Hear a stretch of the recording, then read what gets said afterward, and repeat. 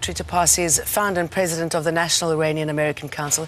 He joins us on Skype from the town of Reston in Virginia. Very good to see you. Many feel in the country, including the leadership, that Israel and the US is behind this, is stoking this sort of passion. Is there any legitimacy in that? I've not seen any evidence that would suggest that the Israelis or any other country really has much of an impact on the ground. Now, clearly, we've seen that both the President of the United States and the Israeli Prime Minister have tweeted and are trying to push themselves into the conversation.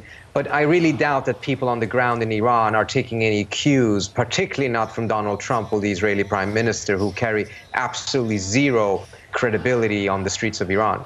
Who do you think they're taking their cues from? And I mean, are they justified in thinking that a lot of the money that should be going to them is being spent unfairly on other people's wars? Well, more than anything else, they're frustrated by the economic situation, which is much, much bigger than any questions about how Iran is spending the money regionally. There's corruption at home. The economy has not developed in the way that people expected as a result of the nuclear deal.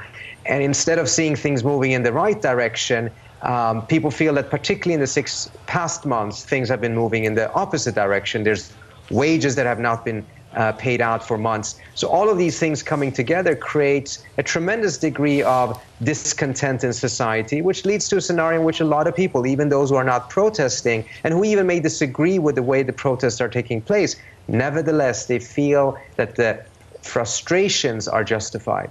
How far do you think these protests will go or will be allowed to go? Well, in the last 24 hours, it's been difficult to get an idea of exactly what's been happening because of the way that they've closed down the internet, and it's been much more difficult to get information out.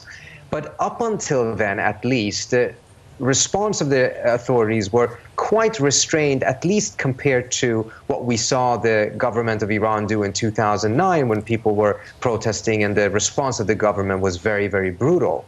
I think the calculation may be that they're hoping that things will calm down, and I think the Rouhani government would then like to use the protest as a leverage against the hardliners and push them to agree to much more deep reforms in the country than what we've seen so far. But if that doesn't happen, and if the protests continue, and particularly if there's a degree of violence in them, then I think this can become a much, much messier situation. I don't think this will lead to a revolution, but it will be much, much more difficult to be able, for the government to be able to handle it.